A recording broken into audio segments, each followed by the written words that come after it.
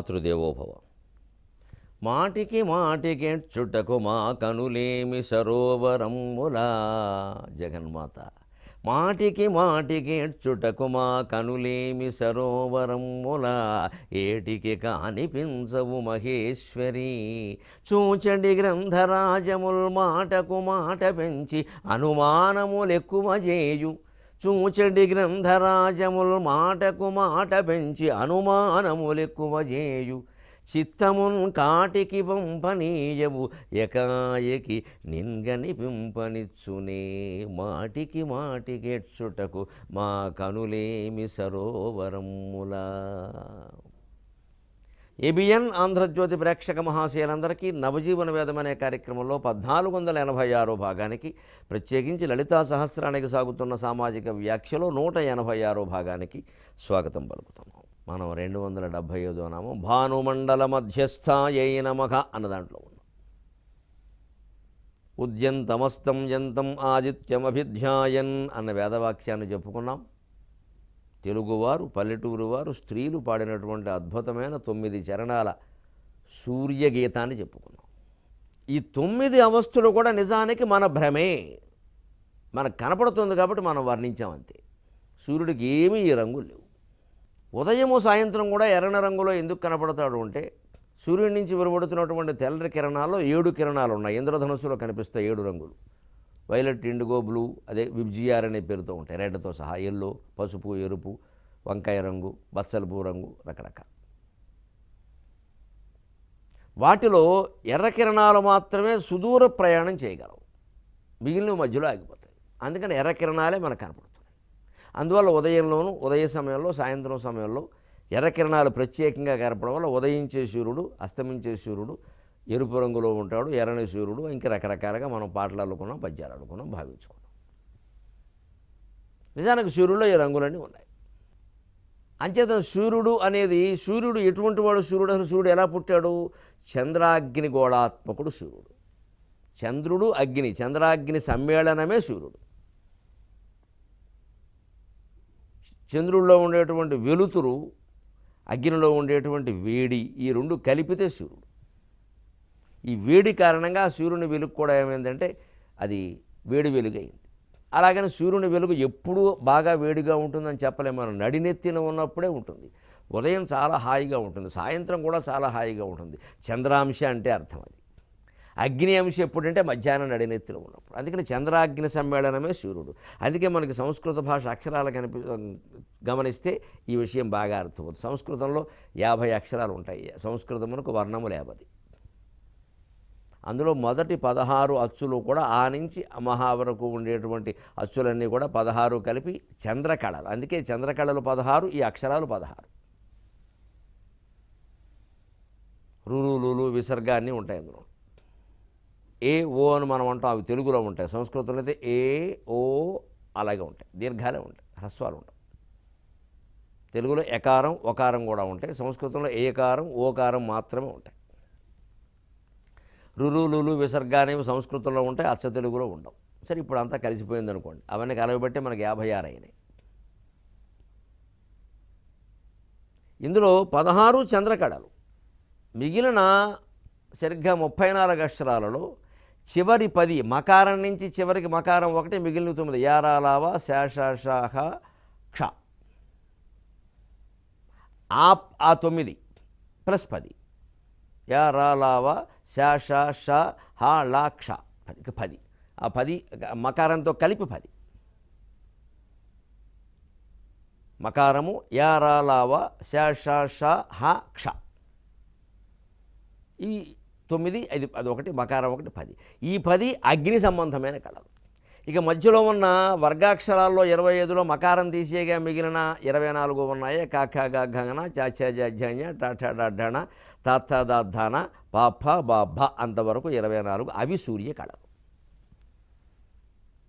ఈ 24 గంటలో 12 చంద్రుడి నుంచి, 12 అగ్ని నుంచి తీసుకున్నాడు అని ప్రాచీన శాస్త్రీయ విజ్ఞానం మనకు చెబుతుంది. అందుకే సూర్యుడిని అగ్ని సోమాత్మక అంటారు ఖచ్చితంగా. అగ్ని సోమం అని ఒక యాగం కూడా ఉంది ప్రత్యేకం. సూర్యుడిని అగ్ని సోమాత్మక, అగ్ని సోముల యొక్క కలయికే సూర్యుడు అంటారు. లేకపోతే కేవలం సూర్యుడు మండిపోయేవాడైతే మొత్తం జీవరాశిని చంపేయాలి. సూర్యుడు జీవశక్తిగా ఉపయోగిస్తున్నాడు మొక్కలకి మనుషులకి కూడా. ఆ జీవశక్తి చంద్రుల్లోంచి వచ్చింది, ఆ వేడి అగ్నిలోంచి వచ్చింది. అంటే సూర్యుడిని అగ్ని సోమాత్మక అంటారు. ఆ రకంగా అక్షరాలు గమనిస్తే 16 + 24 + 10 ఈ అక్షరాల ఏర్పాట్లో ఇంత ఉంది. కాబట్టి వాటిని మళ్ళీ ఆయా దేవతలని ఉత్ప్రేరింపజేయడానికి, ఉత్తేజింపజేయడానికి మంత్రాల రూపంలో ఉపయోగిస్తారు. ఆ మంత్రాల్లో ఈ బీజాక్షరాలు ఉంటాయి. ఏ దేవతకు సంబంధించిన మంత్రంలో ఆ దేవతకు సంబంధించిన బీజాక్షరాలు ఉంటాయి. ఏ దేవతని సూర్యశక్తిని ఉత్తేజింపజేయాలి అంటే సూర్య సంబంధమైన బీజాక్షరాలతో ఉండేటువంటి మంత్రాన్ని నియమంగా నిష్టగా ఒక చోట కూర్చుని దాని మీదే దృష్టి పెట్టి ఉపాసన చేస్తే ఆ శక్తి సూర్యగోళం వరకు ప్రసరిస్తుంది. నమ్మడం కష్టంగానే పరమసత్యం. అందుకే దేవతలకు బీజాక్షరాలు ఉంటాయి. దేవాలయాల్లో విగ్రహ ప్రతిష్టాపన చేసినప్పుడు కూడా ఆయా దేవతల యొక్క బీజాక్షరాలను రాగి యంత్రం మీద రాస్తారు బ్రాహ్మణులు. ఆ రాసే ముందు ఊరికే రాయిగానే సరిపోదు, అక్కడ కూర్చుని లక్షల కోట్లు ఉపాసన చెయ్యాలి. అప్పుడే ఆ ప్రదేశం దైవశక్తి ఆహూతమే వస్తుంది. లేకపోతే ఊరికే తీర్థాలు ప్రసాదాలు మిగులుతాయి. హడావుడు చేసేయకూడదు దాన్ని. ప్రతిష్టా కార్యక్రమాలు 7 రోజులు ఎంతో ఉంటుంది, చేయవలసిందే. అలాగా అక్కడ దేవుడు ఉండాలంటే అలా చేయాల్సిందే. దైవశక్తి ఆహూతం అవుతుంది. ఆహూతమైనా ఉంటుందా అంటే భక్తుల ప్రవర్తనను బట్టి, దేవస్థానం కమిటీ మండలి చైర్మన్ గారు వారి ప్రవర్తనను బట్టి, పూజారి గారి ప్రవర్తనను బట్టి ఉంటుంది. అది ప్రవర్తనలు కూడా ప్రధానం. పూజలు చేయగానే సరిపోదు, ధూపదీప నైవేద్యాలు పెట్టగానే దేవుడు ఉంటాడు అనుకోవడం పొరపాటు. మన ప్రవర్తనను బట్టే దేవుడు ఉంటాడు అక్కడ. మనం ఎలా ఉన్నా పర్వాలేదు, అది సమయానికి అవి చేసేస్తూ ఉంటే అవన్నీ కుదరవు అక్కడ. అసలు మంత్రం ఫలించాలంటే మనసు బాగుండాలని చెప్పారు శాస్త్రంలో స్పష్టంగా. దాన్ని మనం పట్టించుకోం అసలు. చదివేవాడు పట్టించుకోడు, చదివించేవాడు పట్టించుకోడు. బ్రాహ్మణులు వచ్చారండి, చదివేశారండి. మేము ఈసారి 10 మంది బ్రాహ్మణులు 100 మందిని పెట్టినా ఒకటేనమ్మా, వాడు సరిగ్గా చదవలేదు. ఎందుకంటే వాడు మనస్సే బాగుండేది. వాడు ఎప్పుడే 2 కుటుంబాలు పెట్టాడు, మనకు తెలియదు. వాడు ఎప్పుడు పారిపోదామని చూస్తున్నాడు. యజమాని వస్తే చదువుతున్నాడు, లేకపోతే సెల్ ఫోన్ పట్టుకుని మాట్లాడుతున్నాడు. ఇటువంటి బ్రాహ్మణులు ఎంతమంది చదివినా ఒకటే. అంచేది ఎవరినో పెట్టి చదివించను కాదు, మనమే చదువుకోవచ్చు. మన మీద మనకు నమ్మకం లేక ఒకటి, ఎందుకంటే మనకెందుకు వచ్చింది మనం చదవలేం, మన పనులు మనం చూసుకోవచ్చు కదా. మన సినిమాలు, మన షికార్లు, మన బంధువులు, మన పలకరింపులు అన్నీ మనం చూసుకుని బాగా డబ్బుకి ఏం లోట్లేదు కాబట్టి ఒక గది కేటాయించేసి మడిబట్టలు పెట్టేసి ఋత్వికులను పెట్టేసి వంట పెట్టేసి వాళ్ళని చదవమన్నాం. మన బుద్ధిలో ఏం మార్పు లేదు. ఇక్కడ ఎన్ని యాగాలు చేసినా ఎన్ని యజ్ఞాలు చేసినా ఋత్వికుల కాళ్ళకి దండాలు పెట్టడమే మిగిలింది తప్పితే మన బుద్ధిలో ఏం మార్పు లేదు. కష్టాలకు అర్పణ్యాలే సరిపోతున్నాయి. అసలు మనకు మనం బాగుపడ్డం కంటే ఇంకోటి జరగొట్టడమే ప్రధాన లక్ష్యంగా ఉంది. మరి ఇంక యజ్ఞాలన్నీ ఎందుకు, యాగాలన్నీ ఎందుకు, వల్లకాట్లో గలపడానికి ఏమీ ఉపయోగం లేదు. చక్కెర గారు భారతం రాసే ముందు 10 ఏళ్ళు యజ్ఞం చేసి సోమయాజి అనిపించుకున్నాక భారతం రాశాడు. ఇక్కడ భారతం నిండా రాగద్వేషాలు, అన్నదమ్ముల మధ్యలోనే గొడవలు, భార్యాభర్తల మధ్యలోనే గొడవలు, 3 అభిప్రాయ భేదాలు, వంశాలు కూలిపోవడాలు. ఇటువంటి కథ రాయాలంటే ముందు కవి తాను రాగద్వేషాలకు లొంగకుండా ఉండాలి. సహజంగానే జీవుల్లో అన్నీ ఉంటాయి. అందుకే నిర్వచనోత్తర రామాయణాన్ని అదే కాస్త పౌరుషంతో నేను నిర్వచనంగా రాస్తాను అన్నీ ఏదో రాసేసి ముగించినటువంటి తిక్కనామాచ్యుడు భారతం రాయాల్సి వచ్చేసరికి అబ్బో దీనికి కవిత్వం సరిపోదండి, ఋషిత్వం కావాలండి, అలంకార శాస్త్రం ఉంటే సరిపోదండి, అద్వైత శాస్త్రం ఉండాలండి అని ఒక అద్వైత మహాయోగిగా మౌనంగా ఉండి 10 ఏళ్ళు దీక్షగా ఉండి అత్యవసర పరిస్థితిలో మాత్రమే మాట్లాడుతూ యజ్ఞం చేసి సోమయాజి అనిపించుకున్నాడు ఆయన. అప్పటికి ఆయనలో దేవతా రూపాలన్నీ సమానం అనే భావన ఏర్పడింది. అందుకే హరిహరనాథ దేవుణ్ణి సృష్టించి ఆయనకి అంకితం ఇచ్చాడు. అంతకుముందు మనుసిద్ధికి అంకితం ఇచ్చినవాడు ఇక్కడ మహాద్వైతమూర్తికి ఎందుకు అంకితం ఇచ్చాడు. అదే తిక్కన గారిలో మార్పు. అందుకే తిక్కన గారి కావ్యాల్లో మీరు గమనించండి, నిర్వచనోత్తర రామాయణం మిగలలేదు, ఎవరు మాట్లాడకూడదు దాని గురించి, భారతం గురించే మాట్లాడుకుంటారు. దేనికి తగిన ఫలితం దానికి ఉంటుంది. తిక్కన గారైనా సరే, తీర్థమైనా సరే, దేనికి తగిన ఫలితం దానికి ఉంటుంది. నిర్వచనోత్తర రామాయణకి అంత ప్రశస్తి ఆంధ్ర కావ్యాలలో లభించలేదు. ఊరికే ఏదో చెప్పుకుంటారు అంతే. ఎందుకంటే లభించవలసినంతగా కూడా లేదు నిజం చెప్పాలంటే. ఊరికి చదువుకుంటూ వెళ్ళిపోవడమే, ఎక్కడ మనం ఆగే పని ఉండదు, ఆస్వాదించేది అనేది వెళ్ళిపోతూ ఉండడమే. అలాగా ఎక్కడో ఒక చోట ఆగుతుంది. ఎందుకంటే ఏదో ఓ పంతం కోసం రాశాడు ఆయన. ఆ పంతాలు పోయి, కష్టాలు పోయి, కార్పణ్యాలు పోయి, అన్ని రకాల పోయి పూర్తిగా అద్వైత సిద్ధి కలిగాక భారతం రాశాడు. అందుకని అది నిలబడింది, ఆయన్ని నిలబెట్టింది. ఎవరైనా అంతే ఆలోచించాలి. అందుకని ఈ అక్షరాలు ఎందుకు ఏర్పడుతున్నాయి? సూర్య అగ్ని సోమాత్మకం అన్నారు సూర్యుడి నుంచి అంటే సూర్యుని శక్తిలో ఆ తేడా ఉంది, జీవశక్తి. ఆ జీవశక్తిని మనం ఆవాహన చేయాలంటే ఏం చేయాలి? వ్యష్టికి సమష్టికి భేదం తెలుసుకోవాలి. సమిష్టిలో సూర్యుడు నేత్రం, వ్యష్టిలో మన కన్ను నేత్రం. అంటే జీవుడికి ఎక్కడ జీవుడు వ్యక్తం అవుతున్నాడు ఒక్కసారి ఆలోచించండి. జీవుడు అనేది వాడు ఎక్కడ వ్యక్తం అవుతున్నాడు? ఇవాళ ఆ జీవత్వాన్ని పట్టుకోవడానికి దేన్ని ప్రధాన ఆధారంగా భావిస్తున్నారండి? ఇవాళకి కూడా మనిషిలో ఆ మనిషే అనడానికి ప్రధాన ఆధారం జీవత్వం కదా. ఆ జీవత్వాన్ని దేని ఆధారంగా నిర్ణయిస్తున్నారు? రకరకాల ఆధారాలు. దస్తూరి, పుట్టుమచ్చలు, వేలిముద్రలు, సంతకము దస్తూరి ఒకటే అనుకోండి. అలాగే ఇవాళ అన్నిటికంటే కూడా ప్రధాన ఆధారంగా మారింది ఐ రిబ్స్, కంటిపాపల్లో ఉండే జీవత్వం. సంతకం ప్రధానంగా ఉండేది, సంతకం ఫోర్జరీ చేయడం మొదలెట్టారు. అది అందులో అనుమానాలు వస్తున్నాయి. దస్తూరిని బట్టి నిర్ణయించేవారు. అదే రకంగా రాసేయగలిగిన వాళ్ళు తయారైపోయారు. శతకోటి దరిద్రాలకు అనంతకోటి ఉపాయాలు కనిపెట్టేశారు. అది కూడా ప్రధాన ఆధారం కాదన్నారు. ఫోటో ప్రధాన ఆధారంగా భావిస్తున్నారు. ఇప్పటికి కూడా ఉంది. ఇదివరకు నుంచి ప్రధానంగా ఫోటో చూశారు. 10వ తరగతి దాంట్లో ఫోటో ఉంటే చాలన్నారు. ఇక ఫోటోలు తలకాయలు మార్చేసే మార్ఫింగ్లు వచ్చాక ఫోటోలు పనిచేయవి. ఇంకా వీళ్ళు ఏ వీడియో ఆధారాలు ఏ ఆడియో ఆధారాలు నమ్మడానికి లేకుండా పోయాయి. మొత్తం ఇమిటేషన్లు, మిమిక్రీలు బయలుదేరాయి, మార్ఫింగ్లు బయలుదేరాయి. ఏదీ నమ్మడానికి లేదు. ఎందుకంటే అది ఆధారం కాకుండా పోయింది, మార్చేస్తున్నారు. పుట్టుమచ్చలు అవి ఒక వయస్సులో ఉంటాయి, ఒక వయసు వచ్చాక ఉంటాయో ఉండవో చెప్పలేం. 10వ తరగతి కాగితం మీద సర్టిఫికెట్ మీద ఉండేటువంటి పుట్టుమచ్చలు తర్వాత ఉంటాయో లేదో చెప్పలేం. అది అప్పటికి ఆ పరీక్ష రాయడానికే పనికొస్తాయి. ఇన్ని అయినా కూడా మారకుండా ఉన్న ఏకైక ఆధారం కంట్లో ఉండే జీవత్వం, ఐ రిబ్. ఇవాళ దాన్ని ప్రధాన ఆధారంగా చూస్తున్నారు. చివరికి రేషన్ షాపులో కూడా పెట్టారు దాన్ని. ఎందుకని? మొత్తం ఇంత శరీరంలో మన జీవత్వం ప్రధానంగా ఖచ్చితంగా నిక్కచ్చిగా వ్యక్తమవుతున్నది కంట్లోనే.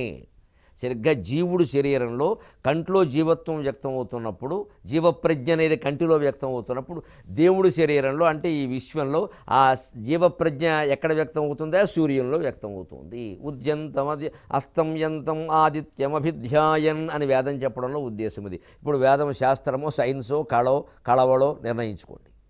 వెర్రి మాటలు మాట్లాడడం కాదు, చదవకుండా చూడకుండా తాత్పర్యాలు చదివి మాట్లాడడం, ఎవడో చేసిన పుస్తకాల ఆధారంగా మాట్లాడడం, ఇంగ్లీష్ వాళ్ళు ఐరోపా వాళ్ళు రాసిన పుస్తకాల ఆధారంగా మాట్లాడడం, ఈ పిచ్చి మానేయాలి.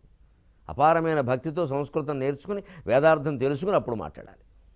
ఇంతకాలం జరుగుతున్నా ఇన్ని మార్పులు వస్తున్నా వేద విద్యకి ఇప్పటికీ ఆ గౌరవం ఉంది. వేదమే, దాన్ని కొట్టే విద్య ఇంకా రాలేదు.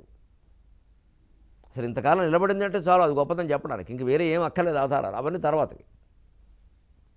ఇంత శాస్త్రం ఉంది వేదంలో.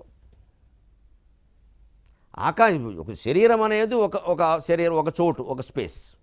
ఇందులో జీవత్వం వ్యక్తమేది నేను అనేది ఎక్కడ ప్రధానంగా వ్యక్తమవుతుంది? కళల్లో. అందుకే ఆ నేను ఎక్కడొచ్చింది మాట కన్ను తెరవగానే అదే జీవితం. కన్ను తెరిస్తే జీవితం, కన్ను మూస్తే మరణం. జీవించాడు అనడానికి నిన్నే కన్ను తెరిచాడండి అంటున్నాము. నిన్నే పుట్టాడు అన్న, కన్ను తెరిచాడు, నిన్నే కాళ్ళు ఊపాడు, నిన్నే చేతులు ఊపాడు, నిన్నే చెవి గీకాడు అనలేదు. అవి ఏవి పుట్టాడనడానికి ఆధారం కాదు. నిన్నే కన్ను తెరిచాడు. ఈ కన్ను తెరవడంతో పాటు చాలా పనులు చేశాడు ఆయన. కన్ను తెరవడం కంటే ముందు ఏడిచాడు కూడాను. నిన్న ఏడిచాడంట ఎవడోను, నిన్నే కన్ను తెరిచాడంటాడు.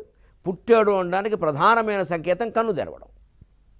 అలాగే పోయిన వాడికి ప్రధాన సంకేతం కాళ్ళు ఆడడం మానేసే, చేతులు ఆడడం మానేసి అనడండి, కన్ను మూశాడు అంటాడు ఒక్క మాటలో. కన్ను మూయడంతో పాటుగా చెవులు వినపడడం లేదుగా, నాలుక పనిచేయడం లేదుగా, అవేవి చెప్పడే. కన్ను మూసిన విషయమే చెబుతాడే. కంటిలోనే ప్రధాన జీవత్వం వ్యక్తమవుతుంది. నేను అనే ప్రజ్ఞ ప్రధానంగా వ్యక్తమయ్యేది కంటిలో. వ్యష్టి శరీరానికి కంటిలో వ్యక్తమైతే సమిష్టి శరీరానికి సూర్యంలో వ్యక్తమవుతుంది. అందుకే మనకి విష్ణుమూర్తిని సూర్య చంద్ర నేత్రుడు. విష్ణుమూర్తి 2 కళ్ళు, ఒక కన్ను సూర్యుడు, రెండో కన్ను చంద్రుడు ఉంటాడు. శివుడికి 3 కళ్ళు ఉంటాయి కాబట్టి వందే సూర్య శశాంక వహ్ని నయనం అన్నారు. ఇప్పుడు సగుణారాధన ఎంత గొప్పది! విగ్రహాల్లో ఎన్ని విశేషాలు ఉన్నాయి. మనం తత్వం తెలుసుకుని ఆరాధన చేస్తే ఎంత హాయిగా మన ఇంట్లో మనమే ఆ బొమ్మ చూస్తూ తన్మయత్వ స్థితిలో ఉండగలం. ఎందుకండి గుళ్ళకి గోపురాలకి వెళ్ళి క్యూలు కట్టేసి మొత్తం 1 కోటి మంది నిలబడి తొక్కేసుకోవడం అక్కడ? మన ఇంట్లో మనం చేయలేక, మన మీద మనకు నమ్మకం లేక, ముందు ఆ ఒంటరితనం భరించలేక, ఓ 10 మంది ఉండి మనం ఏదో హడావుడి చేస్తేనే అది భక్తి. అక్కడ మన ప్రజ్ఞ వ్యక్తం అవ్వాలి. నేను రోజు గుళ్ళోకి వెడతానండి, పని లేకపోతే సరే ఇంట్లో కూర్చున్నా చేయొచ్చా పని? రోజు వెళ్ళాలేమిటి? ఇక్కడ ఎలా వ్యక్తమవుతుందో తెలియక, తెలుసుకోలేక, తెలుసుకున్న సాధన చేసేందుకు ఏకాంతం గిట్టక 10 మందిలోకి వెళ్ళి హడావుడి చేయడం మనకు సరదా. అందుకే గొట్టాలు పెట్టేస్తారు విపరీతంగా భజనలకి వాటికి. బయటికి వినిపించకూడదు మంత్రాలు, వారు చదవకూడదు, వీరు చదవకూడదు అంటారు. వీరు మాత్రం గొట్టం పెట్టి మైకులో చదువుతారు. ఇప్పుడు అందరూ విన్నారుగా, ఏమైంది? ఇక ఆయన కూర్చోబెట్టి నేర్పితే నష్టం ఏమిటి? ఆయన కూడా మనతో అబ్బాయి వారు మనతో సమానంగా కూడా ఇష్టం లేదు, అవ్వకూడదు, మాది జన్మ హక్కు. మరంత జన్మ హక్కు అయిందాన్ని ఎందుకు బయటికి ప్రకటిస్తున్నారు మైకుల్లో? అదెవరు ఆలోచించరు. అక్కడ హడావుడి కావాలి, 10 మంది గుళ్ళోకి రావాలి. చివరి గోత్రనామాలు చదువుతుంటే మైకులు ఎడుతున్నారండి, అర్థం లేని విషయం. పొద్దున్న ఏదో గుళ్ళో కొంతమంది గోత్రనామాలు చదువుతారు, అవి మైక్ ఎందుకు దానికి? ఇక ఉత్సవాలు ఊరేగింపులు సరేసారు, ఇంకా ఉత్సవం ప్రారంభం కాకుండానే మొత్తం మైకులు ఇక్కడ. ఇంకా చుట్టుపక్కల వాళ్ళు ఉండాలో పోవాలో తెలియదు. ఇందులో ఒక మతం కాదు, 16 మతాలు చచ్చిపోతున్నాం బతకలేక హైదరాబాదులో. ఇంక వీళ్ళకి వాళ్ళు పోటీ, వాళ్ళకి వీళ్ళు పోటీ. ఒక్కడికి ఇందులో భగవత్ తత్వం గురించిన అవగాహన లేదు, తెలుసుకుందామనే ఆసక్తి కూడా లేదు. ఈ మొత్తం డమడమలే దేవుడు అనుకుంటున్నారు అంతే. ఇంకా ఇంత విచిత్రంగా ఉంటుంది. ఆకాశం అనే చోట్లో నేను అనే ప్రజ్ఞ వ్యక్తమయ్యేదే సూర్యోద్భవం, సూర్యమండలం. అదే నారాయణ ప్రజ్ఞ, నారాయణుని రూపంలో వ్యక్తమయ్యేది అక్కడే. అందుకే ధ్యేయస్ సదా సవితృమండల మధ్యవర్తి నారాయణ సరసిజాసన సన్నివిష్టక. ఆ సూర్యమండల మధ్యంలో ఉన్నటువంటి నారాయణునికి నమస్కారము, అతన్ని గురించి ధ్యానించండి అన్నారు. అక్కడేమో అలా అన్నారు, ఇక్కడేమో అమ్మవారిని భానుమండల మధ్యస్థ అన్నారు. ఎందుకీ భానుమండలంలో ఉండేది అమ్మవారా నారాయణుడా, ఇద్దరూ ఒకటే అని గ్రహించడం అవసరం. మళ్ళీ అక్కడ మన రూపాల పేరు చెప్పి కొట్టేసుకోకూడదు, విగ్రహారాధన అలా దారి తీయకూడదు. ఇదే నిజమండి, అదే నిజమండి, ఎందుకంటే ఇది వ్యాసుడు రాశాడండి, అది వాల్మీకి రాశాడండి, ఎవరు రాసినా ఒకటే. అక్కడ ఉన్నది ఒక శక్తి, అది చతుర్భుజాలతో ఉన్న శక్తి కాదు, లేకపోతే లలితాదేవిలాగా చెరుకు మొక్కలోనూ పువ్వులు పట్టుకున్న శక్తి కాదు. అది ఒక శక్తి, అది స్త్రీ కాదు, పురుషుడు కాదు. దాన్ని విష్ణు సహస్రంలో నారాయణుడు అన్నారు, లలితా సహస్రంలో లలిత అన్నారు. వాస్తవం ఏమిటంటే అదే నువ్వు, అదే నేను. మనకు ఒప్పుకోవడం ఇష్టం లేదు, అంత పెద్దవాళ్ళమని మనం అనుకోవట్లా. మనకి బలహీనంగా ఉండడమే మంచిది. బలహీన వర్గాలు ఉంటే రిజర్వేషన్లు ఉంటాయి. మనం బలహీనలు అని చెప్పుకోవడమే మనకు ఆనందం. ఇప్పుడు చాలామంది మాది బలహీన వర్గాల్లో చేర్చండి, మమ్మల్ని బలహీన వర్గాల్లో చేర్చండి అంటే అక్కడ నిజానికి ఆత్మాభిమానం ఉండాలి కదా బలహీన వర్గం అని అంగీకరించడానికి. అంగీకరిస్తున్నాం ఎందుకంటే అవసరం. అదే మన వర్గాన్ని ఎవరైనా ఒక మాట అన్నారనుకోండి, మొత్తం అందరూ కర్రలేసుకు వచ్చేస్తారు. అక్కడ మొత్తం బలవద్వర్గం అయిపోయింది. మరి ఉద్యోగాల దగ్గరికి వచ్చేసరికి బలహీన వర్గమా, ఓ మాట అనేసరికి ఏమో బలవద్వర్గమా. అసలు మనకు బలహీనమా బలవత్తరమా? మీరు చేస్తున్న తప్పు కూడా చెప్పకూడదు, ఎవరు కూడా అన్నీ ఒప్పనే చెప్పాలి. ఎంతసేపు పొగుడుతూనే ఉండాలి. 10 సార్లు పొగిడిన వాడు ఒక్కసారి బాబు మీరు ఈ తప్పు చేస్తున్నారు తప్పుకుంటే నువ్వెవడో మాకు చెప్పడానికి, నీకు ఇన్ని ఉపకారాలు చేశాం అంటే ఇంకా ఉపకారం ప్రత్యుపకారం డబ్బా పరస్పర డబ్బా అంతే. ఇంకా నువ్వు నాకు ఉపకారం చేయ, నేను నీకు ఉపకారం చేస్తా. నీ తప్పులు నువ్వు కప్పెట్టుకో, నా తప్పులు నేను కప్పెట్టుకుంటా, మొత్తం సరిపోతుంది. కప్పెట్టేసి మొత్తం మూసేద్దాం. ఎవరికి ఏమీ చెప్పడానికి వీల్లేదు ఈ సమాజంలో. వెంటనే వచ్చేస్తాయి కులం పేరు మీద, వర్గం పేరు మీద అన్ని రకాల పౌరుషాలు వచ్చేస్తాయి. మళ్ళీ ఏదైనా వచ్చేసరికి మాత్రం మాది ఏమిటి, ఆ మాది అనే దానికి అర్థం ఏమిటి? ఇది ఆలోచిస్తే అన్ని నామాలు, అన్ని చరిత్రలు, ఎక్కడ ఇంత ఆధ్యాత్మిక వ్యవస్థ ఉండి కూడా ఎక్కడ కుళ్ళిపోతున్నామో అర్థమవుతుంది. తెలుసుకోవడానికి క్షణం విరామం చాలు, బాగుపడ్డానికి యుగాలు కూడా సరిపోవు.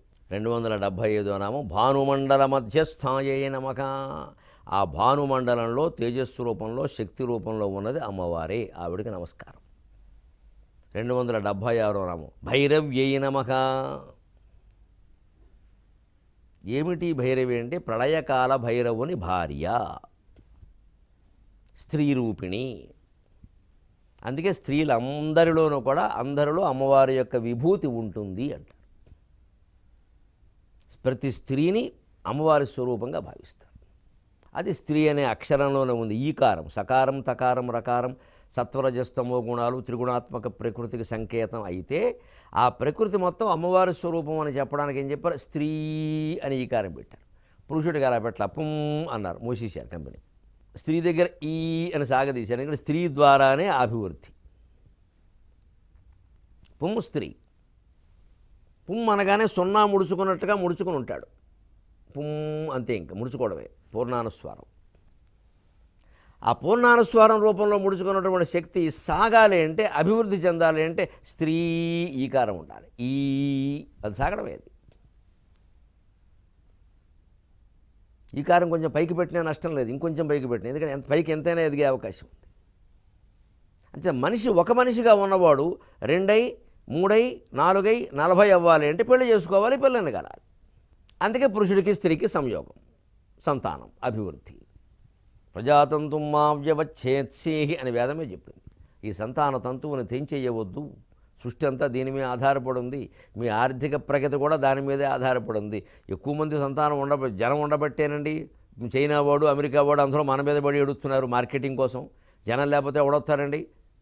పాకిస్తాన్ మీద పడి ఆడవరే వాళ్ళు ఎవరు? ఎంతమంది జనం ఉన్నారు అక్కడ? మన దేశంలో 10వ వంతు కూడా లేరు. ఎందుకు ఏడుస్తారు? 130 కోట్ల మంది ఉన్నప్పుడు మన మార్కెట్ కోసం సబ్బులు మన మీద వేసి, బొమ్మలు మన మీద వేసి, చివరి కమ్యూనిస్టు దేశమైన చైనా కూడా దేవుడు బొమ్మలు తయారు చేసేసి, మన దేవుళ్ళ విగ్రహాలు, మన ఆచార్యుల విగ్రహాలు తయారు చేసి మన మీదకి పంపిస్తున్నారు. వాళ్ళు 100 కోట్లు 1000 కోట్లు సంపాదించేస్తున్నారు. మనం అమాయకులం. ఇక్కడ మన విగ్రహాలు, మన బొమ్మలు మనం తయారు చేసుకుని మనం కొనుక్కోలేని స్థితిలో మనం ఉన్నాం. దేవుడి విగ్రహాలు చైనా వాడు తయారు చేస్తాడు. మన కర్మ కలిపి వాడు నాస్తికుడు. వాడు వ్యాపారం కావాలి. వాడికి వ్యాపార నీతి లేదు. మనకు అసలు భక్తి సంబంధ ఆధ్యాత్మిక నీతి లేదు. అయ్యో, మన దేవుడి విగ్రహాలు విదేశాల్లో తయారు చేయించిన వాడు ఎంత అవమానం ఇది. ఏం చేసినా ఎలా చేసినా మనవాళ్ళు చేయాలి కదా. అవకాశం ఏదో మనవాళ్ళకి ఇద్దాం. నిజంగా తెలంగాణ ప్రభుత్వాన్ని యాదాద్రి ఆలయం విషయంలో మెచ్చుకోవాలండి. అక్కడ శిల్పుల్లో చాలామంది కూడా దాదాపు మొత్తం మంది భారతదేశం నుంచి వచ్చిన వాళ్ళే. విదేశీ శిల్పులను అయితే పిలవలేదు. ఎక్కడెక్కడో కనీసం ప్రాంతీయ భేదాలు కూడా లేకుండా అన్ని ప్రాంతాల్లో ఉండే మంచి శిల్పుల్ని పిలిపించి 4-5 ఏళ్లుగా బ్రహ్మాండమైన శిల్పాలు తయారు చేస్తున్నారు. తెలుగువారి యొక్క శిల్పకళ, భారతీయుల యొక్క శిల్పకళ ఎంత గొప్పదో యాదాద్రి శిల్పాల్లో వ్యక్తం అవుతుంది. లక్ష్మీనరసింహస్వామి దయ వల్ల కొన్ని వేల కుటుంబాలకు అన్నం దొరికిందండి. భగవంతుడి యొక్క కరుణకి ఇంతకంటే ఉదాహరణ ఇవ్వక్కల. యాదాద్రి నరసింహస్వామి, యాదగిరి నరసింహస్వామి దయ వల్ల కొన్ని వేల కుటుంబాలకు అన్నం దొరికింది. వాళ్ళ ప్రజ్ఞ వ్యక్తమయ్యే అవకాశం వచ్చింది. అది దేవాలయ సంస్కృతి అంటే. దేవాలయాలను పోషించుకోవడం అందుకు అవసరం. భౌతికంగా కూడా, ఆర్థికంగా కూడా అవసరం. ఆధ్యాత్మికత అలా అట్టిపెట్టండి, అది ఎలాగూ గొప్పది. భౌతికంగా కూడా అవసరం. అన్ని వేల కుటుంబాలు ఎలా బతుకుతాయండి ఏ పని లేకపోతే? వారికి చేతనైంది ఆ కళ. అందుకని సరిగ్గా ఈ స్త్రీ విభూతి అంటే వృద్ధి సాగదీయడం. అందుకే కళలన్నీ స్త్రీ రూపం అంటారు, శాస్త్రాలు పుంరూపం అంటారు. శాస్త్రం ఎక్కడికక్కడ నిబంధనల రూపంలో ముడుచుకుపోయి ఉంటుంది. శాస్త్రాన్ని సాగదీస్తే కుదరదు. శాస్త్రం పలచబడిపోతుంది సాగదీస్తే. రసం రూపంలో ఒకటి ఉంది, దాన్ని సాగదీసామంటే పలచబడిపోతుంది. పాకంలాగా మనం సాగదీస్తే పలచబడిపోతుంది. లేదా పాకం స్థితిని కోల్పోయి గట్టిపడిపోతుంది. అంచేతన ఇది అంతే. ఆ స్త్రీ అభివృద్ధికి సంకేతం. అందుకే ఆ వృద్ధికి సంకేతమైనటువంటి స్త్రీని ఎడంవైపు కూర్చోబెడతారు. ఎందుకంటే పూర్ణస్వరూపానికి ఎడంవైపున అంకెలు వేస్తే అంకెలు పెరుగుతాయి. 10, 210, 3210, 43,210 మనం వేసుకున్న కొద్దీ పెరుగుతుంది పూర్ణస్వరూపానికి. కుడివైపున అంకెలు వేస్తే ఏం పెరగదు. ముందు 0 ఉంది కాబట్టి 1, 2, 6 ఎంత వేసినా ఎవరు డబ్బులు ఇవ్వరు. ముందు 0 ఉందంటే తీసేయండి అంటారు. అదే చివరిలో 0 ఉంటే ఆ వెనకాల ఏం వేసినా, మధ్యలో ఎక్కడైనా 0 వేసుకున్నా, 1 వేసినా, 6 వేసినా, ఏం వేసినా అంకెలు పెరుగుతూనే ఉంటాయి. అంటే ప్రకృతి స్వరూపిణైన స్త్రీని ఎడంవైపు కూర్చోబెట్టడంలో ఉద్దేశం ఇది. మన సంస్కృతి అంత గొప్పది, మన ఆచారాలు అంత గొప్పది. సరిగ్గా ఈ ప్రళయకాల భైరవుని భార్యే భైరవి. ఇద్దరికీ తేడా లేదు. ఆ లెక్క ప్రకారం ప్రతి స్త్రీలోనూ కూడా దేవీ విభూతి ఉంటుంది. అంతేకాదు భైరవి ఆరాధన అని మనకు సంప్రదాయం ఉంది. మనకి కొన్ని దుర్గా, బాల లాంటి చోట్ల చెప్పుకున్నాము. 8 ఏళ్ల కన్య, 9 ఏళ్ల కన్య అని. ఇక్కడ 12 ఏళ్ల కన్యని భైరవీదేవిగా భావిస్తారు. 12 ఏళ్ల అమ్మాయిని భైరవీదేవిగానే పూడ్చేప్పుడు కాళ్ళు గడగడం సహా సమస్తము చేసి ఆరాధించే విధానం మనకి ఉంది. ఈ ఆరాధన చేయొచ్చు, హాయిగా చేయొచ్చు. కాకపోతే కులభేదం పాటించకుండా ఉంటే బాగుంటుంది. అన్ని కులాల వాళ్ళని పిలవాలి, అందరి కాళ్ళు కడగాలి. ఇందులో మళ్ళీ అగ్రకులం ఇగ్రకులం అని పెట్టేసి మొత్తం మన వాళ్ళనే పిలుచుకుని బాజా భోగించేయకూడదు. ఇక్కడ మళ్ళీ అక్కడ అంతా కులాహంకారమే అవుతుంది. ఏ కులమైనా మనకు 12 ఏళ్ల కన్య అంతే. అమ్మాయిని దేవతగా భావించి కాళ్ళు గడగలిగితే అసలు అన్ని వర్గాల వాళ్ళని పిలిచి చేస్తే, అన్ని వర్గాల వాళ్ళు పెద్దవాళ్ళు కూర్చొని చేస్తే చాలా హాయిగా సమాజంలో సామరస్యం వెల్లివిరుస్తుంది. ఇక మత మార్పుని ఎవరు అడ్డుకోక్కల, వాళ్ళే అడ్డుకుంటారు. ఆ అమ్మాయి అడ్డుకుంటుంది. అమ్మాయిని మనం దేవతగా భావించి కాళ్ళు గడిగి పూజ చేసిన తర్వాత నువ్వు ఏ కులమైనా నాకు అనవసరం అమ్మా, ఎక్కువ తక్కువ నాకెందుకు, నువ్వు అమ్మవారితో సమానం అని భైరవీదేవిగా, బాలాదేవిగా, దుర్గాదేవిగా మనం పూజ చేసిన తర్వాత అమ్మాయికి ఉండదా అండి? దాన్ని కాపాడుకోవాలి. వాళ్ళ తల్లిదండ్రులకు ఉండదా? ఆ అమ్మాయిని అలా అనుకోబట్టి కదా ఇంత వైభవం మనకి పట్టింది. మనం ఏదో ఊరి చివరి ఎక్కడో గుడిచిలో ఉంటున్నాం, మనం ఎవడ పట్టించుకుంటాడు. రెక్కాడితే కానీ డొక్కాడితే ఇక్కడ మొత్తం పెద్ద బ్రాహ్మణులు అందరూ కూర్చొని మనం పిలుస్తున్నారు, పూజ చేస్తున్నారు. ఎంతకంటే ఏం కావాలో మనం ఇందులోనే ఉండాలని వాళ్ళకి అనిపించదా? ఇప్పుడు మన ధర్మాన్ని వాళ్ళే కాపాడతారు. అది వాళ్ళ ధర్మంగా భావింపజేయాలి. ఊరికే మారిపోతున్నారంటే అసలు కారణాలు చూడకపోతే ఎలాగా? మన అహంకారాలు పోనంత వరకు మారుతూనే ఉంటారండి. అందులో కూడా మళ్ళీ ఆరాధన అనేసరికి పవిత్రం, అందులో అనేసరికి మళ్ళీ ఓ ప్రత్యేకమైన కులాలు, అందులో చేసేవాళ్ళు ప్రత్యేకమే, చూసేవాళ్ళు ప్రత్యేకమే. ఇంకా అది మొత్తం ఒక ముఠా అయిపోయింది. అబ్బాయి అడ్డమైన వాళ్ళని ఎలా పూజిస్తాం, మళ్ళీ ఇక్కడ సాగదీత. అడ్డమైన వాళ్ళు నిలువేలు వాళ్ళు ఎవరు దేని బట్టి నిర్ణయిస్తారు? ఏ నిర్ణయానికి అవకాశం లేదని చెబుతోంది లలితా సహస్రం. 12 ఏళ్ల కన్య అంటే 12 ఏళ్ల కన్య అన్నారు, కానీ ఫలానా కులం కన్య అని చెప్పలేదు. అంటే వాస్తవంగా గ్రంథాల్లో ఉన్నది వేరు, మనకి జరుగుతున్నది వేరు. వ్యక్తుల అహంకారాలే దీనికి కారణం. మళ్ళీ శ్రీశ్రీ మాటే, ఒక వ్యక్తిని మరొక వ్యక్తి, ఒక జాతిని మరొక జాతి పీడించే సాంఘిక ధర్మం ఇంకానా ఇకపై చెల్లదు, కనీసం 23.5 గంటలు చెల్లదు.